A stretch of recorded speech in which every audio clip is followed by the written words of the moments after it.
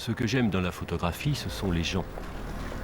Et depuis 30 ans que je vis à Dieppe, c'est comme ça que je connais cette ville. C'est ma façon de travailler, je marche et j'observe. C'est comme ça que j'aime découvrir un lieu.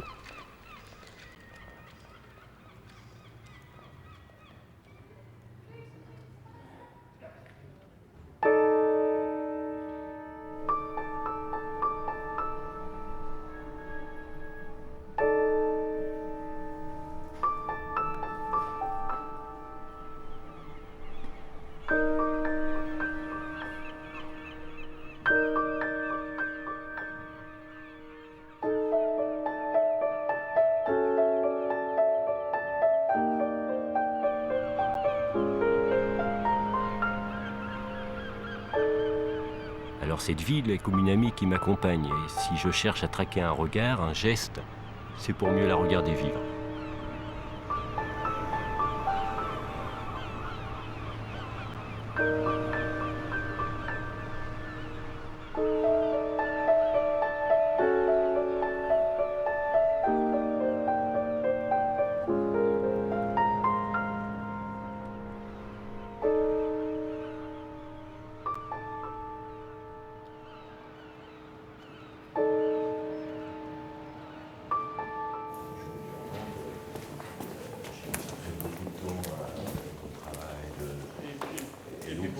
D'aller aux événements. Et donc ça me manque un peu, mais... Bonjour Sébastien. Bonjour Régis, ça va bien. Oui. Monsieur le maire, bonjour. Bonjour. Régis Soulet avait fait, dans le cadre d'un anniversaire du raid du 19 août, Oui.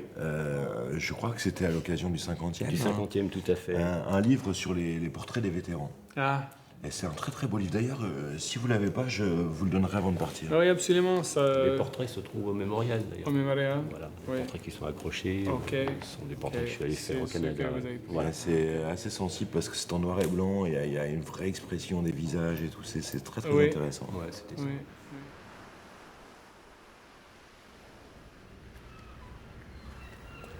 La visite du maire d'une ville canadienne, elle aussi appelée Dieppe, ne m'a pas surpris parce que nos deux villes sont jumelées.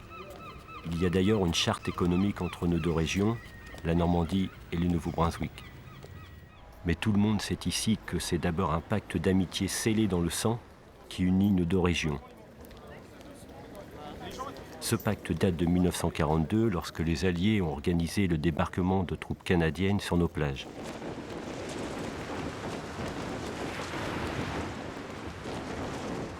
Ça a été un vrai carnage. Et un peu partout dans la ville, fleurissent encore aujourd'hui les traces d'un souvenir qui ne veut pas s'effacer.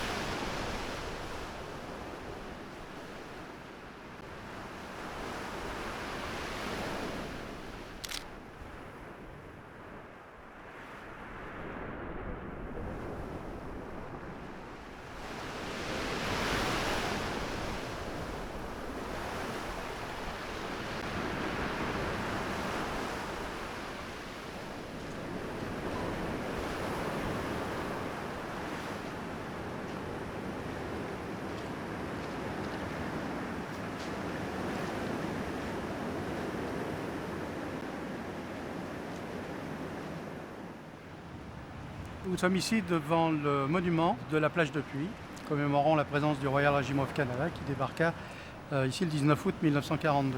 Cette plage est particulièrement chère à mon cœur pour la simple raison que j'y ai passé toutes mes vacances pendant 17 ans de ma jeunesse. Je vous ai d'ailleurs amené la carte pour situer un peu les plages les unes par rapport aux autres. Donc nous nous trouvons ici sur la plage bleue, la plage de Puy, où a débarqué le Royal Regiment of Canada. Sur 16 km 500, il y a eu quand même 1000 morts canadiens, il faut savoir. Il y a eu 550 marins britanniques qui ont disparu. Il y a eu 119 pilotes qui ont été abattus. Pour une opération qui devait durer 18 heures, le prix à payer a été très lourd, vraiment très lourd.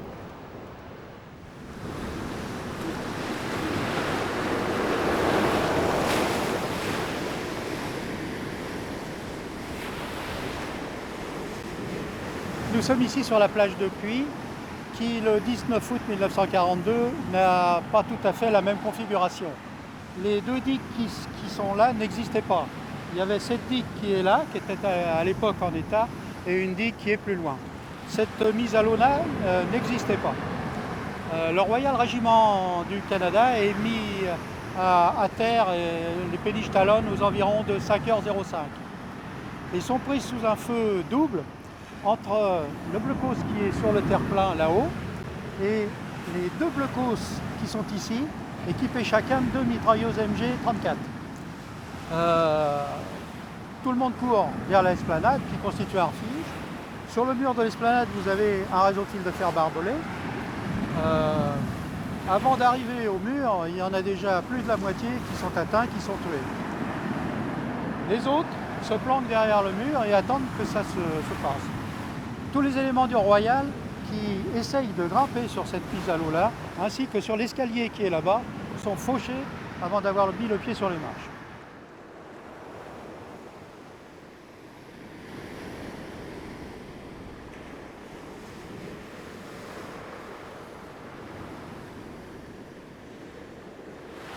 Là-dessus arrive l'ordre de repli aux environs de 10h30 avec un repli effectif à 11h. Malheureusement, la moitié n'attendront pas les péniches, pour dire pratiquement la totalité. Seulement 63 hommes réussiront à rembarquer sur les péniches, atteindre les destroyers et arriver à New Haven. Vous voyez, 63 hommes sur 660 hommes débarqués. C'est un tribut énorme. Il y a 200 morts, tout le reste est blessé et sera prisonnier.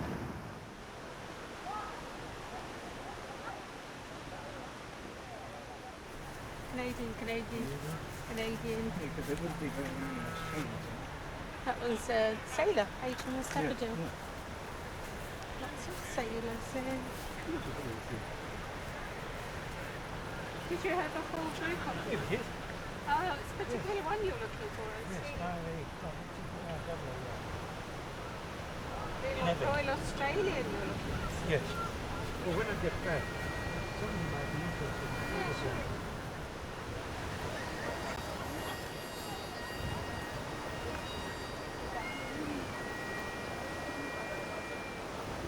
Je viens me recueillir au souvenir de nos cousins et nos frères qui sont morts pour combattre pour la libération de la France. Et je viens aussi ici, j'ai attendu 17 ans pour retrouver la tombe de mon grand-père qui est dans un cimetière ici en haut. Et je pense que c'était tout à fait normal pour moi de venir me recueillir et de faire en même temps, je parle aux jeunes. Je parle aux jeunes d'essayer de comprendre qu'en France, beaucoup de jeunes sont morts à leur âge. Et je souhaite simplement que les jeunes comprennent que tous ces jeunes Canadiens sont morts là. Il y a aussi parmi ces gens-là, il y a aussi des Amérindiens. Les Amérindiens qu'on oublie énormément. Et nous trouvons un peu ridicule que dans l'histoire, on oublie tous les Canadiens français anglophones, mais on ne parle jamais des Amérindiennes, alors qu'il y a énormément d'Amérindiennes morts ici.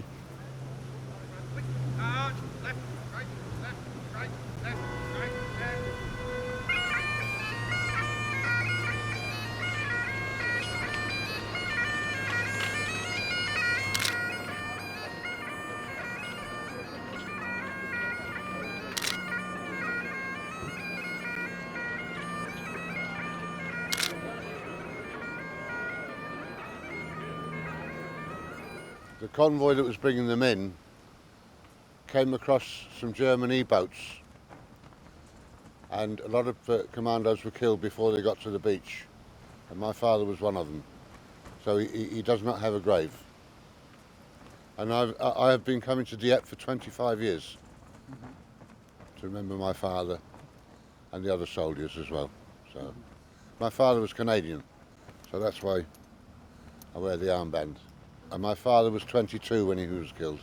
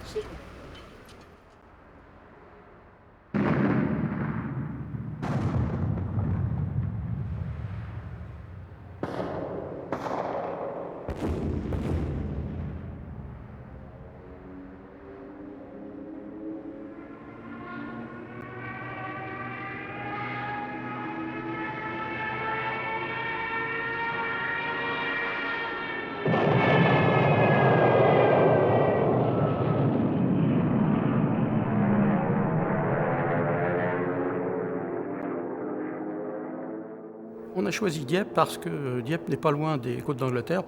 On sait qu'on va avoir obligatoirement besoin de la Royal Navy pour transporter tout ce monde-là.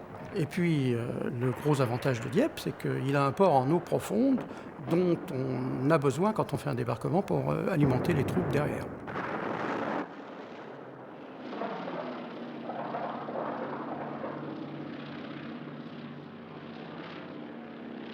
On a pris les Canadiens parce que, en fait, ce sont des troupes qui n'ont pas participé encore sur le sol européen à la bataille en 1940, et ce sont des gens qui sont stationnés sur le sol anglais depuis fin 1939.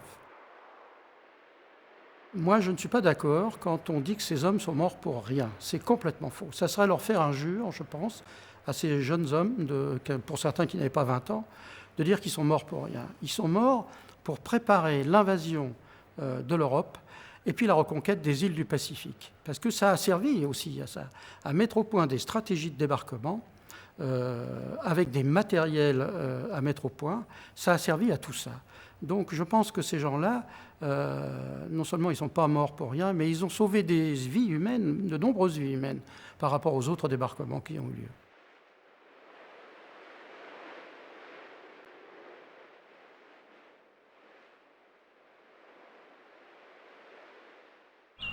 Ne bougez pas.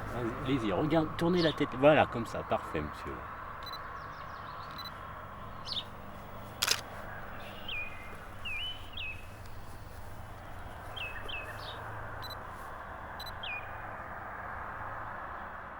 On entend toutes sortes de bonnes choses, qu'on est venu sauver la France parce qu'on était Canadien-Français, ou qu'on est venu combattre l'ignominie d'Hitler. Non. On venait pour l'aventure, on venait pour le combat parce qu'on aimait la guerre. Un an avant la guerre, j'avais été pour m'enrôler dans l'armée.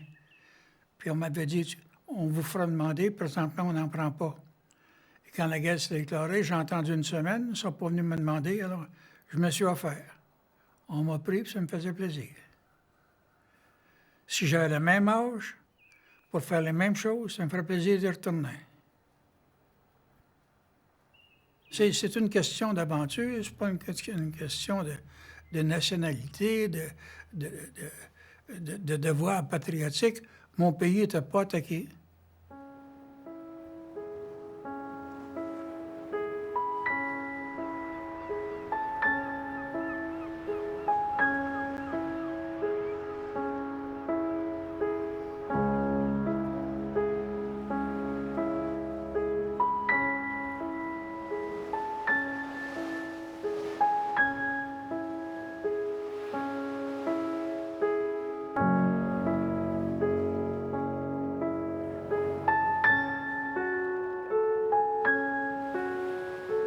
C'est en hommage à tous ces hommes morts sur nos plages qu'une ville dans le sud-est du Canada a donc choisi de s'appeler Dieppe. Alors j'ai décidé de partir là-bas pour voir en quoi cette ville canadienne faisait aussi partie de mon histoire.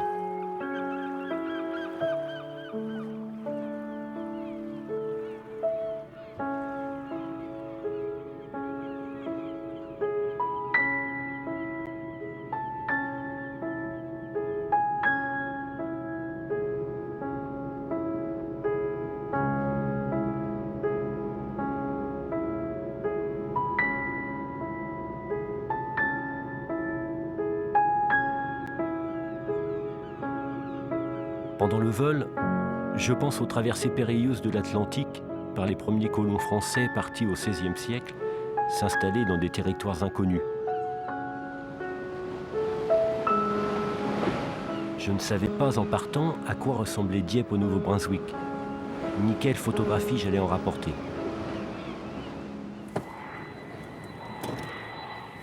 Bonjour, vous pouvez m'emmener à Dieppe, à la mairie de Dieppe. Ça va pas bien avec vous? Pardon? Ça va bien, matin? Oui, c'est très bien, oui.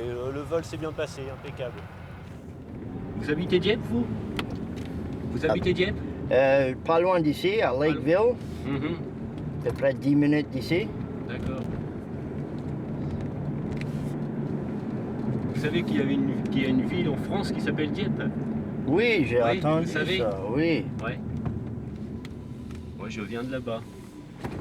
Ah, vous venez de là? Ah, Je viens bien. de Dieppe, ouais, en France. La première fois ici?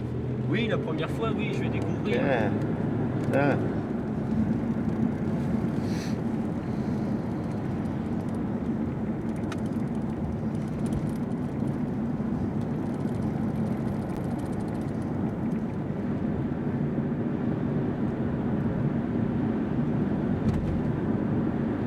Vous parlez français parce que vous êtes, il y a des origines françaises dans votre famille ou... Oui, ma mère venait c'est une fille infirmière de Sainte-Marie, de Kent.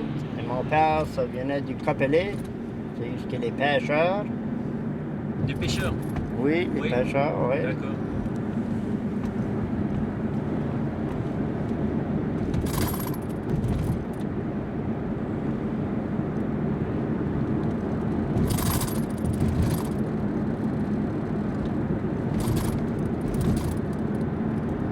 Et là, on est tout de suite, là, on est à Dieppe tout de suite, là? On est dans Dieppe. Ça commence oui. déjà, ouais.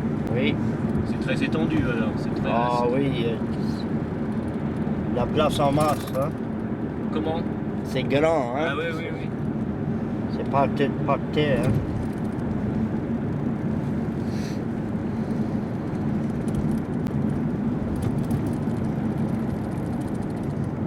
Ah, c'est vaste, hein. C'est une grande avenue, ça, hein.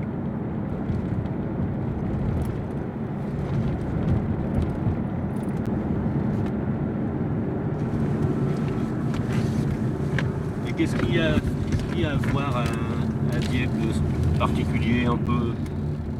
Mais on arrive ici, là, à l'hôtel de ville, là, le centre-ville. Là. Ils ont plusieurs magasins dedans. Merci beaucoup. Bienvenue, monsieur.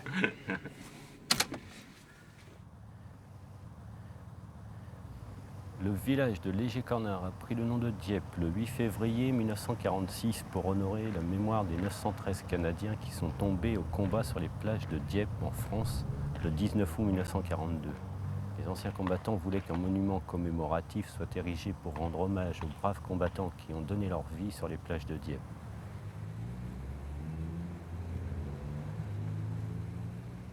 Je me suis tout de suite demandé comment photographier cette ville.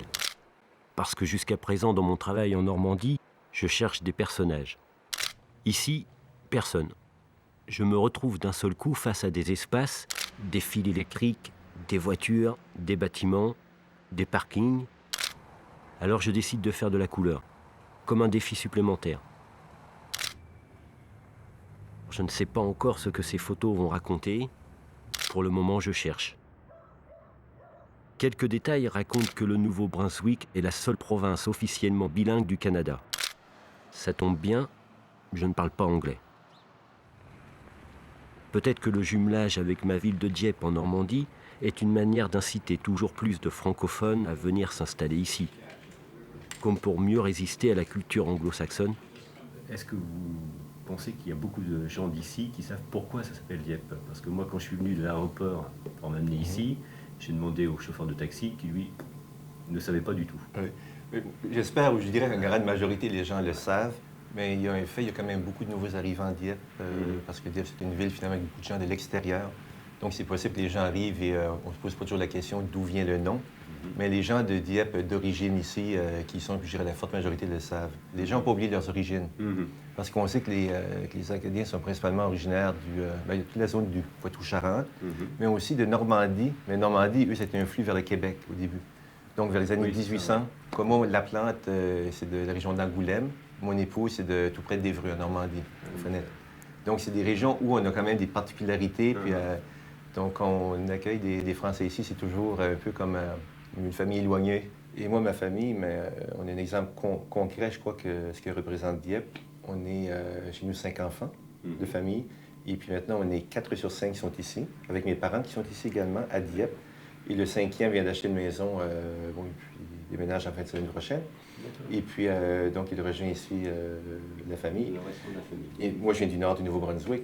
Mon épouse, qui vient aussi du nord du Nouveau-Brunswick, ils étaient 6 enfants. Ils sont 3 qui se retrouvent à Dieppe, 3 sur 6.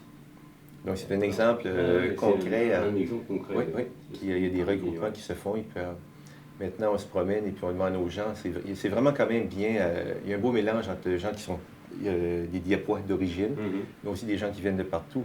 Je dis du nord du Nouveau-Brunswick, puis il y en a aussi du Québec. De plus en plus, on en voit de France, de Belgique, de Suisse qui sont ici. Donc, c'est intéressant, ça fait un beau mélange. Et puis, oui, oui. Je trouve que c'est une ville qui est très intéressante. Oui, à certains sens, pour 21 000 habitants, oui. Oui, c'est vrai. 21 000. 21 000, mais aujourd'hui, c'est 21 000 à peu près. Ici, Dieppe, c'est la plus grande ville francophone au Nouveau-Brunswick. Il y a à peu près 1000 personnes par an qui déménagent à Dieppe.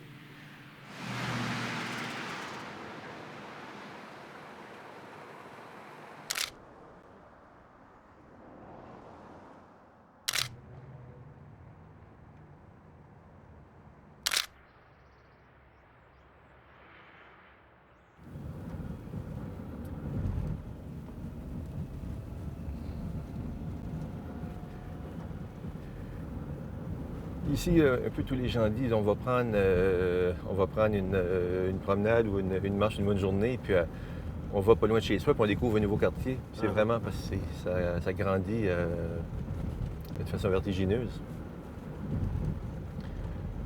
Il y a un humoriste qui était venu pour notre banquet des entrepreneurs, et puis il faisait un peu une blague sur le développement à Dieppe.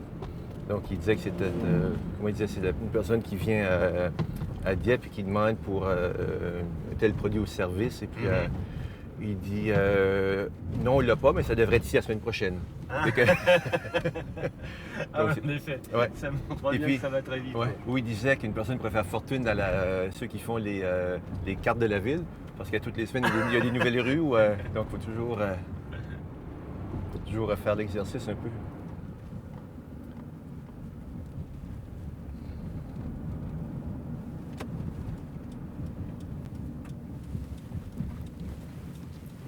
On va aller voir. Faire un petit tour à la maison. Ouais.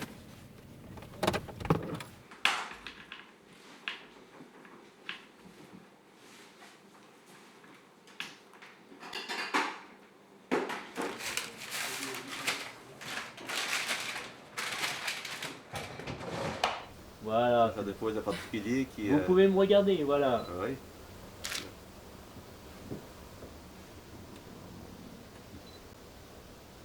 Voilà. À l'école, je suis allé manger, puis il y avait des caméras, il y avait des. Si je peux en faire une aussi dans le salon où il y a les peintures. Oui, hein? oui. Plaisir.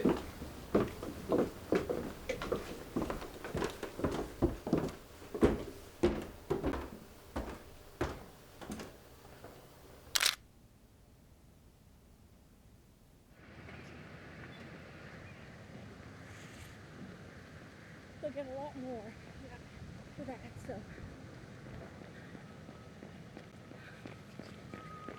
Morning.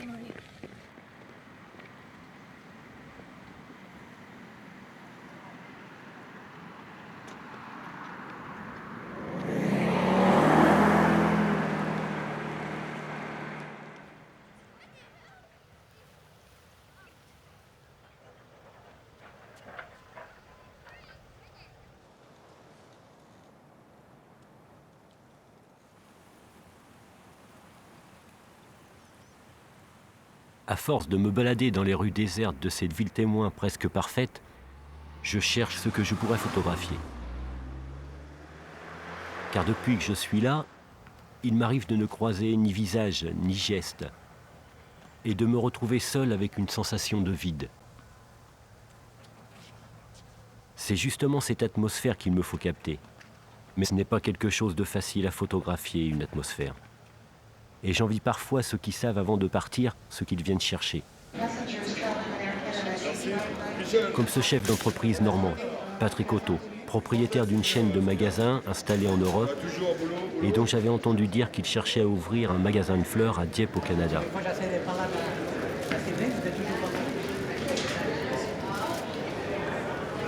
voilà.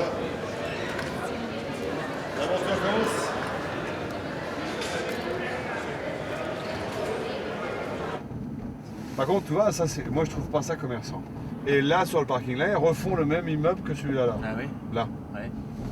Là où c'est qu'il y a les automobiles. Mais si qu'exemple, que tu aurais un mot à dire sur le design du coin. Pour Par contre, il sera à l'angle là. Oui. Sur l'angle là, si on a un mot à dire sur le design, oui. OK.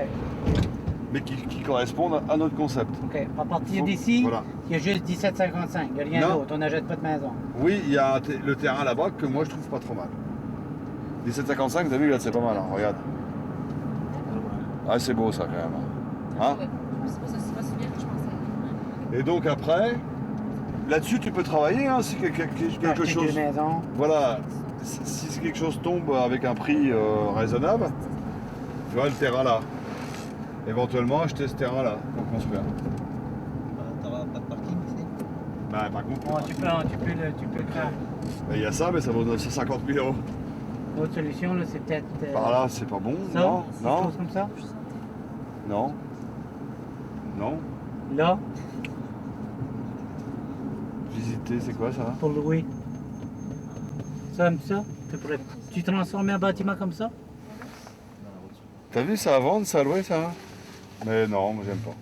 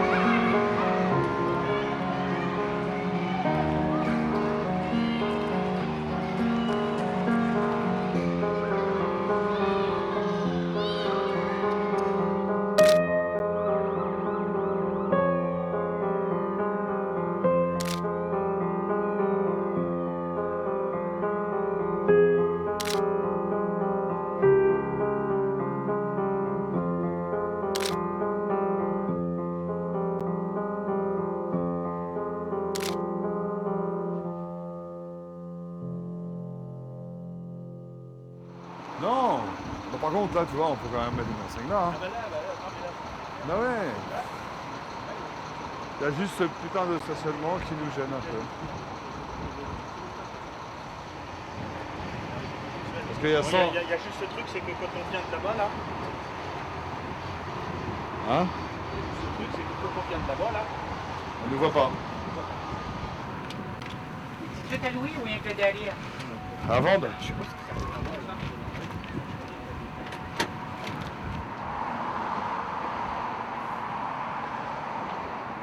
Ouais, parce que... François, c'est parti. Michel, est-ce qu'on avait le comptage des voitures qu'on avait fait là, non? 42 000 véhicules par jour. C'est 42 000 véhicules jour. Hein, c'était 42 000. Tout à l'heure, je disais 40 000, 42 000 véhicules jour. Et nous, aujourd'hui, on ouvre en France, on ouvre à 20 000. Ça n'arrête pas, attends, les voitures pleines. Et encore là, c'est fou, hein, c'est du centre-ville. Hein. C'est impressionnant. C'est 4-5 heures. Écoute, on n'a pas des boulevards comme ça en centre-ville, nous. Hein. Donc après, tu n'as pas vraiment de centre-ville, rue piétonne, ça n'existe pas. Tout se fait en voiture en plus, qui va bien correspondre à un moment donné à notre concept.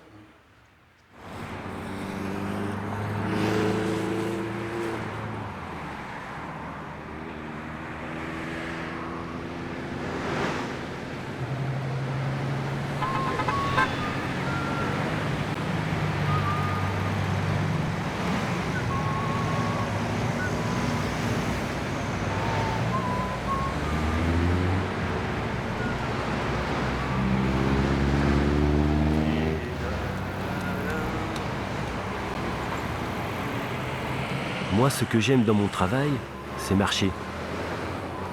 Ici, je suis servi. Je fais des kilomètres à pied. Je suis un des seuls d'ailleurs. Je ne croise pratiquement personne. Les gens sont tous en voiture.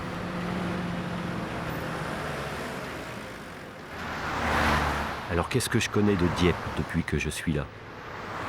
Un centre commercial, des lotissements plus ou moins cossus, et des grandes avenues qui traversent la ville. Je me sens un peu paumé. Ce qui me manque, ce sont des visages ou des gestes à photographier, des paroles à entendre. Alors quand enfin je croise une personne, j'engage le dialogue, je cherche la photo à faire.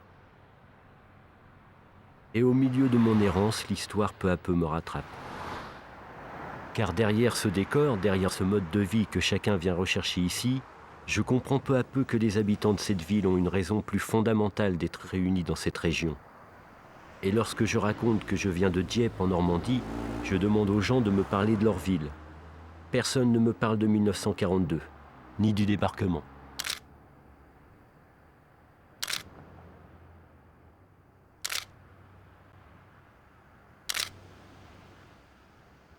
Tous remontent le temps pour me raconter le drame de leurs ancêtres.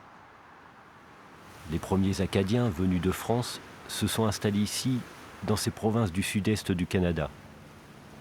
Et dans la guerre entre la France et l'Angleterre pour la conquête du nouveau continent, les provinces atlantiques vont changer 13 fois de nationalité entre le XVIe et le XVIIe siècle.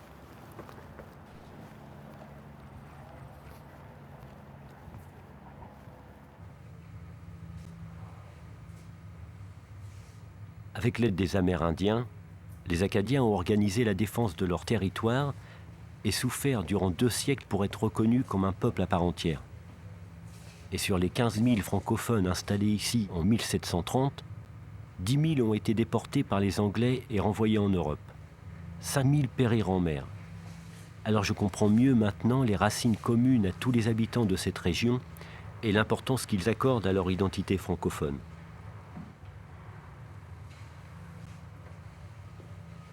Lorsqu'on parle de l'histoire de l'Acadie, c'est très difficile de ne pas mentionner ou de ne pas faire référence à ce qui est probablement les années qui ont vraiment marqué l'identité acadienne. Ce sont les années du Grand Dérangement, au milieu du 18e siècle, alors que les empires de France et de Grande-Bretagne sont en guerre en Amérique du Nord pour le contrôle du continent. Les Acadiens, comme société, sont à la frontière de ces 2 empires. Ils sont dans l'Empire britannique, faisant partie de l'ensemble des colonies britanniques, mais ils sont demeurés des catholiques d'expression française. Donc des sujets, aux yeux des Britanniques, on ne sait pas de quel côté côté, ils vont pencher, ils vont s'allier avec les Français dans une guerre ouverte. La solution pour régler le problème acadien à l'époque sera radicale. À partir de 1755, les autorités militaires britanniques vont décider d'expulser cette population et de la répartir dans les autres colonies britanniques d'Amérique du Nord pour assimiler ces Acadiens. Pas nécessairement pour en faire des anglophones, mais surtout pour en faire de bons protestants, donc des bons sujets de la couronne britannique. Ce qui s'est produit, c'est qu'on n'a pas véritablement détruit cette société acadienne malgré l'expulsion qui a eu lieu. C'est que la société s'est un peu repliée sur elle-même et elle s'est reconstruite.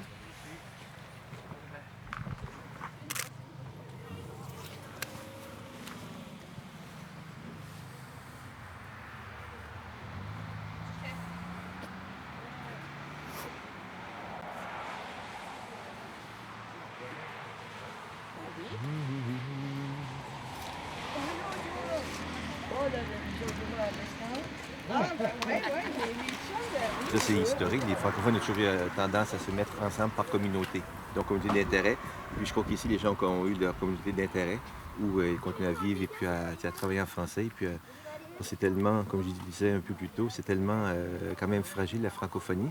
Même si on est une province bilingue, il faut toujours être vigilant avec la génération qui s'en vient. Donc, il faut s'assurer de maîtriser notre langue française. Et puis, les Acadiens n'ont pas le choix, ils l'ont toujours fait, puis on continue à le faire, à s'assurer que les enfants soient élevés, puis comme je dis, dans un environnement francophone.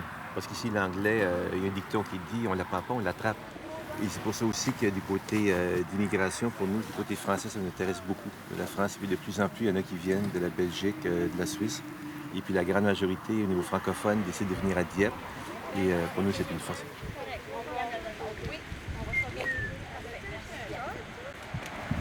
L'Acadie est un peuple, oui.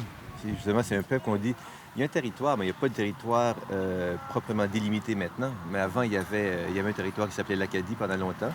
D'ailleurs, les Acadiens, c'est le peuple le plus ancien au niveau du Canada, donc qui a fêté en 1604 son 400e. Donc la notion de peuple est très, très forte.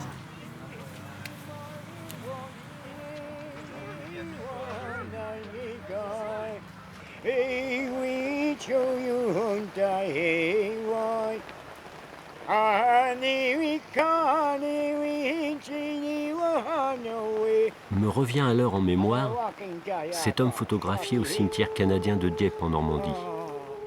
Comme pour me rappeler qu'après avoir été la Première Nation du Canada, son peuple des Autochtones se retrouve être le premier exclu du développement de la région. Les Amérindiens ne représentent plus que 2% de la population du Nouveau-Brunswick. Alors ont-ils le sentiment d'avoir encore quelque chose à attendre des Acadiens? Que reste-t-il de cette amitié des premiers temps?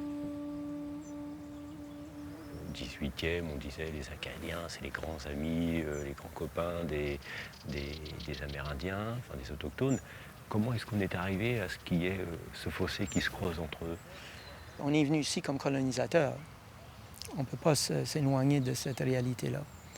Et puis les Anglais ont venu par après, ils ont devenu les conquérants. Et puis eux aussi sont devenus des colonisateurs. La réalité des Autochtones aujourd'hui, c'est qu'ils vivent les conséquences du colonialisme. Ils le vivent toujours. La collectivité autochtone se sent brimée, et puis se sent isolée, se sent écartée de la vie sociale de la région. Ça se manifeste à ce moment-là dans les dépendances, toxicomanie, ça se manifeste dans la violence domestique ou autre. Puis ces choses-là, c'est ça à quoi on doit faire face maintenant, c'est de permettre aux individus de remonter la pente. Je considère qu'en tant qu'Acadien, que les Autochtones, les Micmacs, ont beaucoup contribué à notre survivance. C'est quelque chose que nous ne pouvons pas oublier en tant que peuple.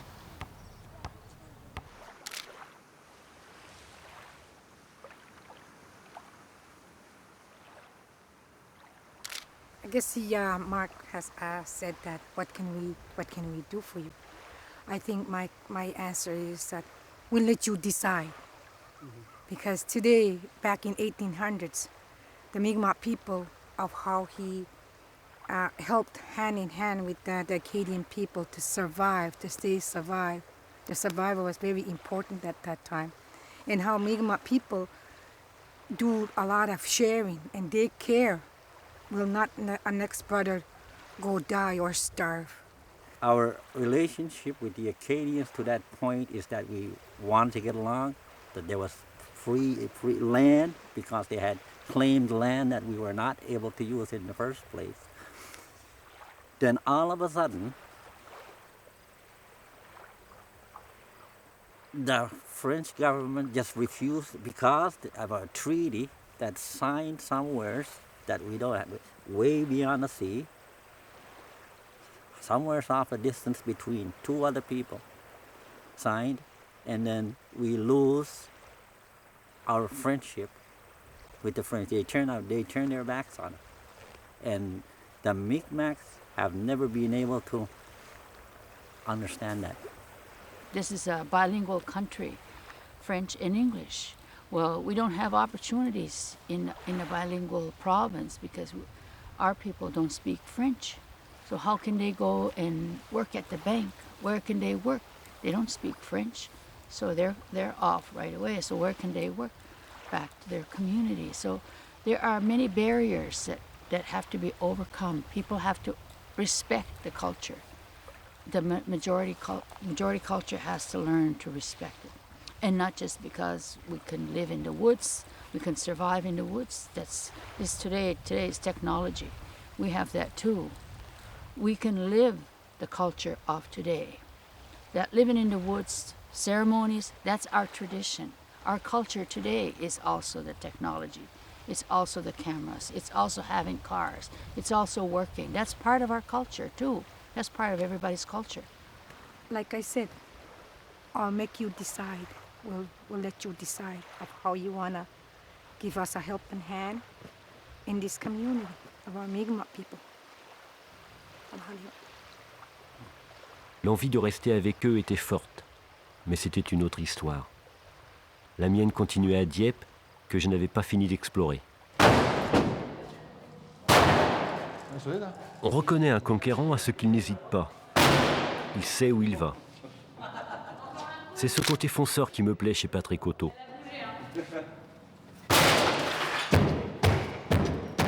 Parce que pour ouvrir un commerce, il vaut mieux ne pas être indécis ni improviser.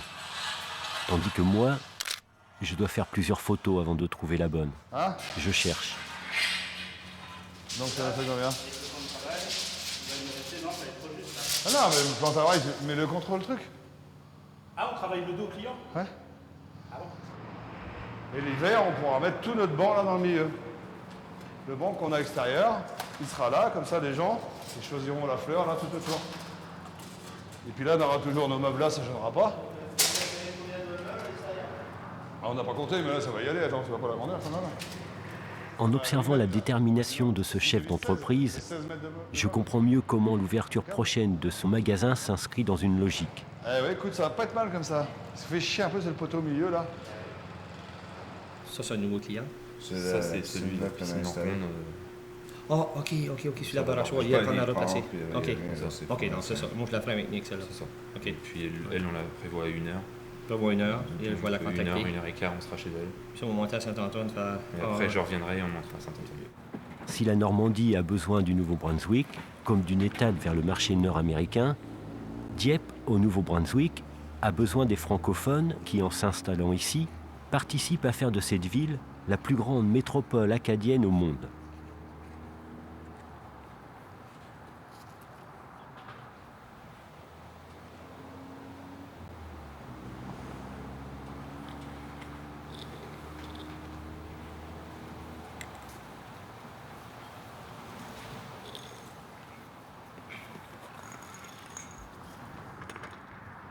Avant de venir ici, j'avais rencontré Anne-Lise et Guillaume à Dieppe, en Normandie. Ils venaient de passer 1 an à Dieppe, Nouveau-Brunswick, grâce à un visa vacances-travail, et ne rêvaient que d'une chose, repartir. Je suis arrivé au Canada sans savoir construire aucune piscine, aucune expérience, jamais dans le bâtiment. Et le patron m'a donné ma chance de prouver que j'étais capable d'apprendre. Le système est fait que le patron peut embaucher, entre guillemets, et il n'y a pas de contrat, entre guillemets. Je suis arrivé là-bas, j'ai jamais signé de contrat avec lui. C'est-à-dire que c'est que des contrats verbaux. Et il m'a dit, tu travailles avec moi, on se serrait la main et ça s'est passé comme ça. Au bout de 2 semaines, si je faisais pas l'affaire, il me disait merci, au revoir, c'était sympa.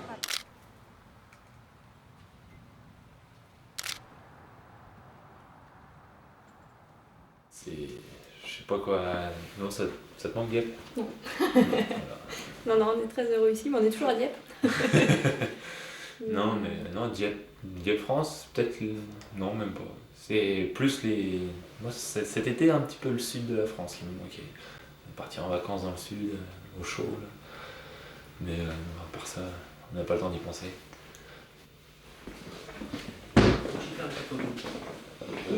Si vous pouvez vous mettre tous les deux là, dans l'encadrement. Voilà. Parfait. Merci.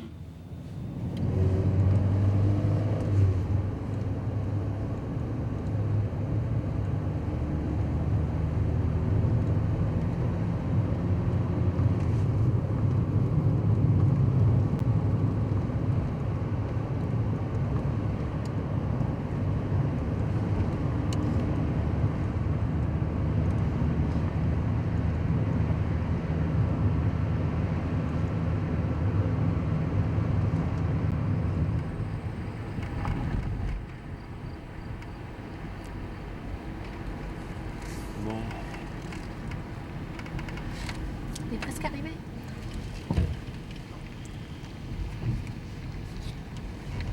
Et voilà, futur chez nous. En chantier.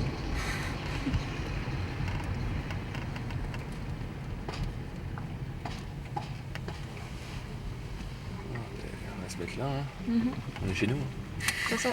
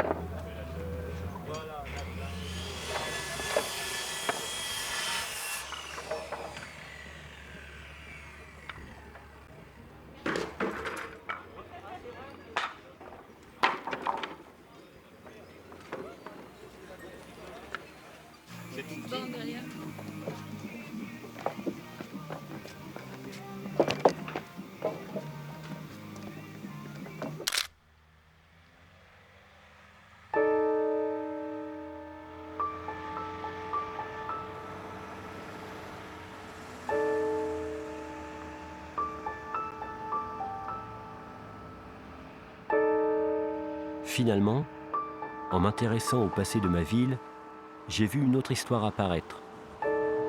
Une histoire qui m'a emmené des vétérans de 1942 aux premiers Acadiens du XVIe siècle.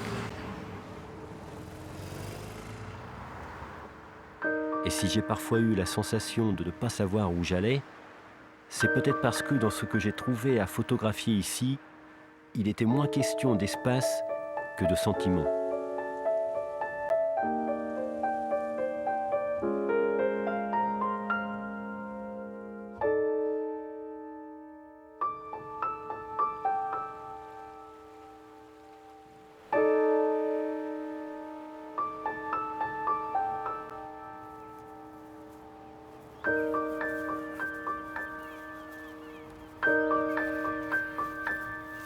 Ce voyage m'a aussi appris qu'à rester observateur, comme je le fais dans mon travail, je peux parfois avoir le sentiment de n'appartenir à aucune communauté.